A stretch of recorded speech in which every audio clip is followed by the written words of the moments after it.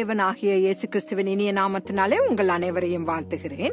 இன்று எந்த தூண்டுதல்களுக்கு நாம் செவி கொடுக்கிறோம் என்பதை குறித்து நாம் தியானிக்கலாம்.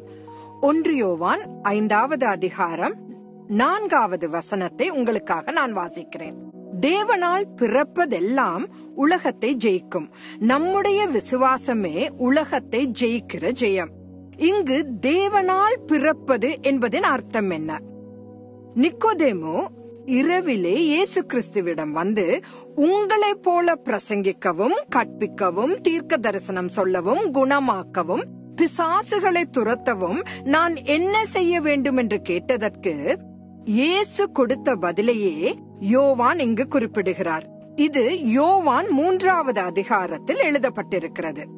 தாயின் வயிற்றிலிருந்து ஒரு முறை பிறந்தால் மட்டும் போதாது, ஆவியில் தேவனால் மறுபடியும் பிறக்க வேண்டும் அல்லது புதிதாக பிறக்க வேண்டும் என்று இயேசு கிறிஸ்து அவனுக்கு தெளிவாக கற்பித்தார். அதாவது, நீங்கள் 2 முறை பிறக்க வேண்டும். மாம்சத்தில் பிறப்பது மட்டுமல்ல, தேவனால் பிறந்தவராக அல்லது ஆவியினால் பிறந்தவராக, அதாவது பரத்திலிருந்து பிறந்தவராகவும் இருக்க வேண்டும்.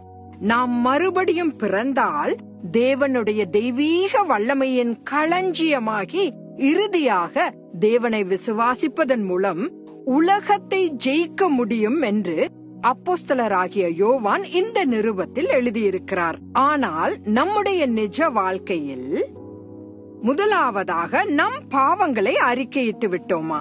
2வதாக இயேசு கிறிஸ்து நம்மை மன்னித்து விட்டாரா? 3வதாக நாம் பரிசுத்த ஆவியை பெற்று விட்டோமா என்று சொல்ல முடியுமா? இந்த 3 கேள்விகளுக்கும் எல்லோரும் உறுதியாக ஆம் என்று சொல்லுவதை என்னால் கேட்க முடிகிறது. அப்படியெனில் ஏன் நாம் ஆத்துமாவின் எதிரியான சாத்தான் நம் வாழ்க்கையில் தேவனின் தனிப்பட்ட திட்டத்தை முறியடிக்க உலகத்தையும் மாம்சத்தையும் பயன்படுத்துகிறான்?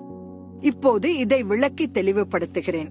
அப்போஸ்தலர் 2ஆம் அதிகாரத்தில் அப்போஸ்தலனாகிய பேதுரு பரிசுத்த ஆவியினால் நிரப்பப்பட்டு சபையின் சார்பாக ஒரு கடினமான பிரசங்கத்தை பேசினார் என்றும் 3000 பேர் நித்திய ஜீவனுக்கென்று ரட்சிக்கப்பட்டனர் என்றும் எழுதப்பட்டிருக்கிறது. இந்த 3000 பேர் புதிதாக பிறந்தவர்கள். இப்போது பரிசுத்த ஆவியானவரால் நிரப்பப்பட்டு இயேசு கிறிஸ்துவின் நாமத்தினாலே அற்புதங்களை செய்த அதே அப்போஸ்தலனாகிய பேதுரு மாயம் பண்ணினதால் அப்போஸ்தலனாகிய பவுல் அந்தியோக்கியாவுக்கு வந்தபோது பேதுருவை முகமுகமாய் எதிர்த்ததாக கலாத்தியர் 2வது அதிகாரம் 11வது வசனத்திலிருந்து 14ஆம் வசனத்தில் வரை எழுதியிருக்கிறார். அனனியாவும் சபீராலும் பிசாசின் ஆலோசனைகளுக்கு இடம் கொடுத்த போது தேவன் அதே அப்போஸ்தலனாகிய பேதுருவை பயன்படுத்தி நியாயம் தீர்த்து ஜீவனை விட செய்தார்.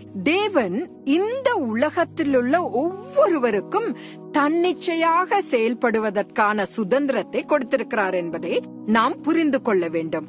ஆனால் ஒரு காரியத்தை செய்வதற்கு முன் நாம் யாருடைய கட்டளைகளை பின்பற்றுகிறோம் என்பதை அறிந்திருக்க வேண்டும். கிறிஸ்துவின் சீஷர்களாகிய நாம் ஒரு கணம் தேவனிடமிருந்து கேட்கவும் அடுத்த கணம் சாத்தானிடமிருந்தும் கேட்கவும் முடியும். தேவனால் மறுபடியும் பிறந்திருப்பதால் நமக்கு அது வெற்றியை உறுதி செய்யாது. நாம் யாருக்கு செவி சாய்க்கிறோம் என்பதுதான் முக்கியம். தேவனா அல்லது சாத்தானா? இந்த யுத்தம் நமது கடைசி மூச்சு வரை தொடரும். பரிசுத்த ஆவியானவர் என்றும் அழைக்கப்படும் கிருபையின் ஆவியானவர் மட்டுமே நாம் எப்போதும் சத்தியத்தில் நிலைத்திருப்பதை உறுதி செய்து வாழ்க்கையில் நாம் எதிர்கொள்ளும் எந்த சூழ்நிலையிலும் நம்மை வெற்றி சிறக்க நடத்த முடியும். ஆகவே அந்த பரிசுத்த ஆவியானவரையே இன்றும் என்றும் நாம் சார்ந்திருப்போம். மறுபடியும் நாளை சந்திக்கலாம். ஆமேன்.